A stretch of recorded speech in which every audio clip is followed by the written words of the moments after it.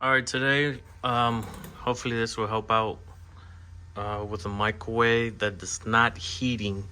Everything works. The light comes on, the clock works, the fan for the exhaust work. It looks normal. The only thing that it doesn't do heats up. So I already took the lid off, and I'm gonna test a few things. Megatron, I don't know the proper names for them, but I want to test that. And this little guy here, I'll get a name for you once I take it off. And I'll show you how to test this. So I had to take, there's 4 screws, those 2, and that 1 screw, and then I gotta unplug it from there and pull it out and test it with a multimeter. And I'll show you how to do that for a microwave that does not heat up. All right, so here we have the magnetron out, and I want to show you how to test it to see if it's bad. So I have the multimeter set up at the lowest ohms. And what you want to do here, it's going to be rough with one hand. You want to touch those 2 prongs coming out of this connection here. And when you do that, you should get like a 1.3, 1.4. This is kind of hard to do with one hand, but I'm going to try to do it like this. And you can see it's connected to 2 prongs. You get a 1.1. And plug it back on. Okay, which is good. That's what you want. It's a low reading. And then when you switch it to the highest reading, you should get 0. You should not change anything. Connect it there. 0 reading. And another way, you could set it on your continuity setting. And if you touch the 2 prongs, it should beep. So that's good. And now if you take 1 prong and touch it to one of the connectors and then to the body, it should not beep. If it beeps, then that's the bad magnetron. So you can see here, it doesn't beep. If I do the connector to the connector, it does. So this, and then if I do the next one, the next prong, does not beep, does not beep, beeps. So this magnetron is good. So I'm going to put it back on, and then we want to test the next thing. All right, so it's back installed, but it's not connected. What I want to test now is the dial. Now for this part, just be really careful not to, I just forgot the name of this thing. Capacitor. Even though it's not plugged to the electricity, as you can see, they still have voltage, current. So just be careful when you're taking this dial off. Make sure you use pliers and screwdrivers that are insulated so you don't get electrocuted. So let me take that out, and then I'll show you how to test that. All right, several days later, I finally got the part that I was waiting for, this microwave. It ended up being the capacitor that was bad. I checked the Megatron, the dial, and the capacitor ended up being bad. So let me show you how to test it. I looked up at some videos in YouTube where they say you're testing for continuity, and if you get continuity while touching one of the connectors to the body, and if it beeps, this capacitor is the one that came off of it. So when I did it, it showed as being good for me. So what I did, I ended up purchasing a capacitor tester. And we have 3 different capacitors. So this is the one that came off the microwave. This is the new one, the replacement. And this is like for air conditioning. So as you can see, this one says 50 MFD. So when I connect the connectors to this, it's real simple to test. And you press it, you get 51. Simple. Real simple test.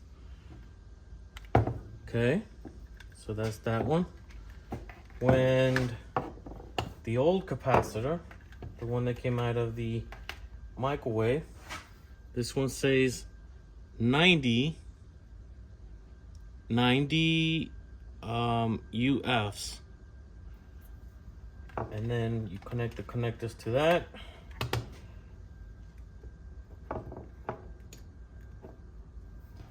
And you run the test. Says 0.9. So this should read 90. We're gonna test the replacement one.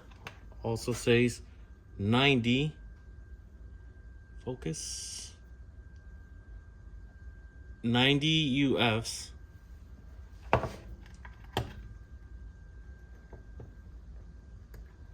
This, of course, is the replacement.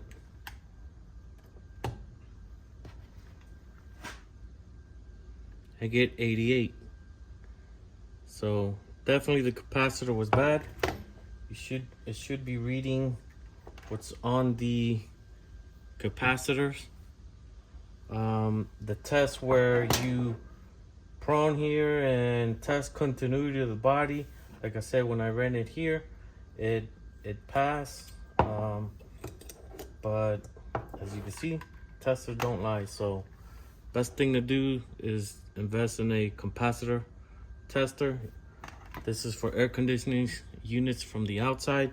This could be used for that as well. It's a capacitor tester. So out with the old, and now we'll install the new one. Let me get ready for that and set up the camera. All right, so we're back on the side of the microwave. Getting ready to put the capacitor back in, and also the dial. I think it's called a dial. All these are high voltage, so be careful what you're doing. So I'm going to put the dial in first because I know I need to connect it, and then I want to ensure that it's in seated properly before I put this in here, and really just slides in here.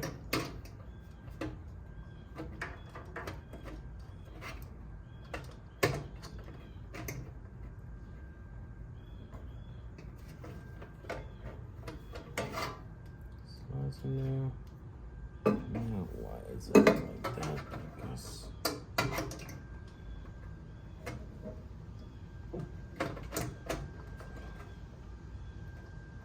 just like that. Get your screw.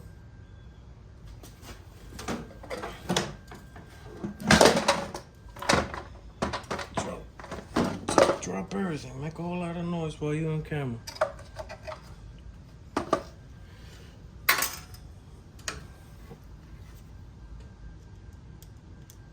And there's just one screw that holds it in there. Of course, it slides in the gap up there. Secures it in here.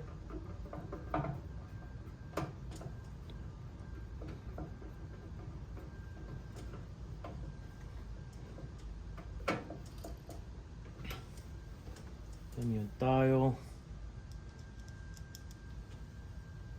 connects to there.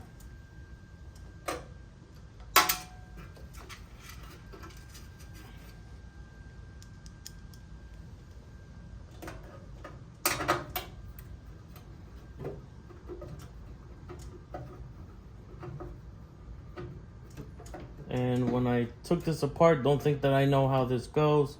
I took pictures before I took it apart. This is what helps you remember what goes connected to where.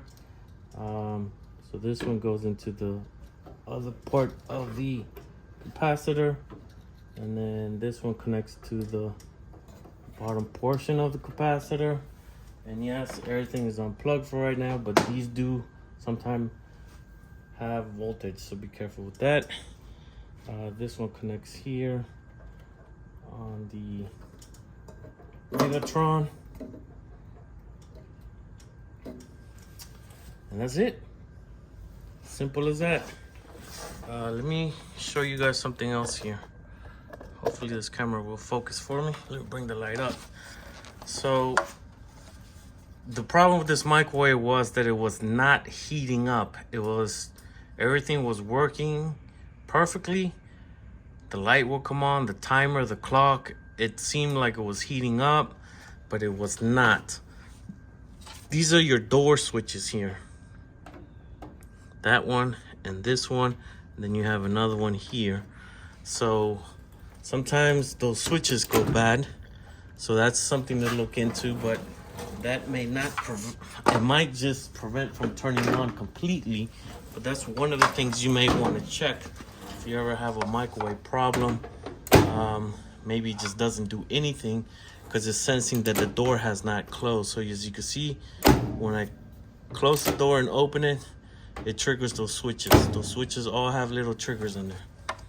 The magnetron, the capacitor, and the dial are one of the 3 common problems that a microwave may have when it stops heating. So those are the few things you may want to check. There are other videos on how to test these. I cannot explain to you how to test that. It's something about with a 9-volt battery. Find a good video on YouTube to help you out on that. But for the capacitor, I would suggest get a capacitor tester. So let me plug this sucker up. I got a thing of water here. Let me move everything off of it.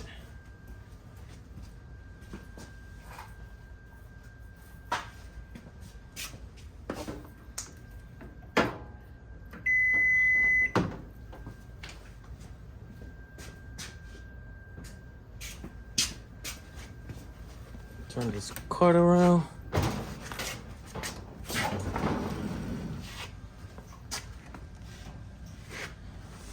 And I do have a little container of water that I want to put in here.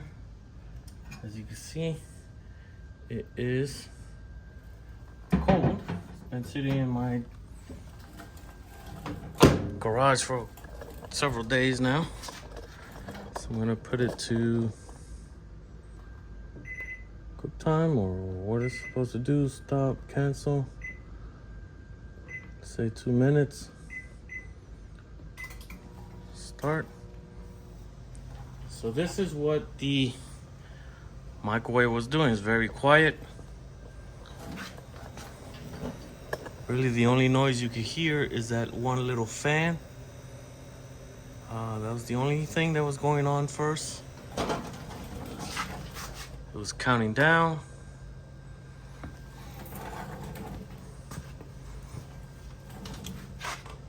So I put that water in there and let's see if it's going to heat it up.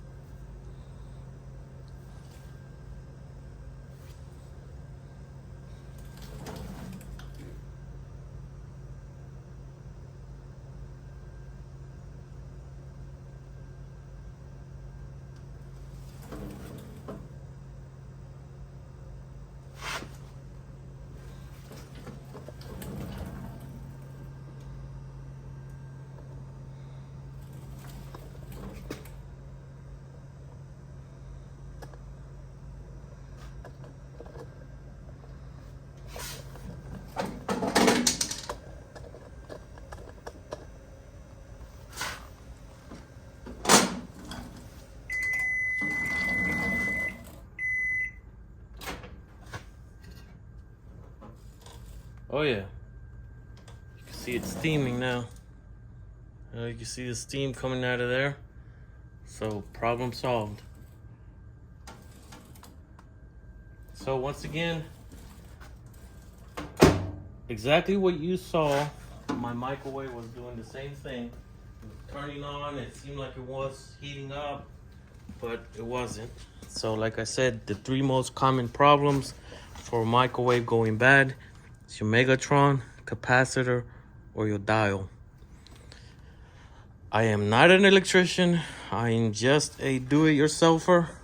Whatever you see here, do it at your own risk. But this is how you would troubleshoot if your microwave does not heat. Any questions, any comments are welcome. And hope this video helps. Once again, thank you for watching. Till next time.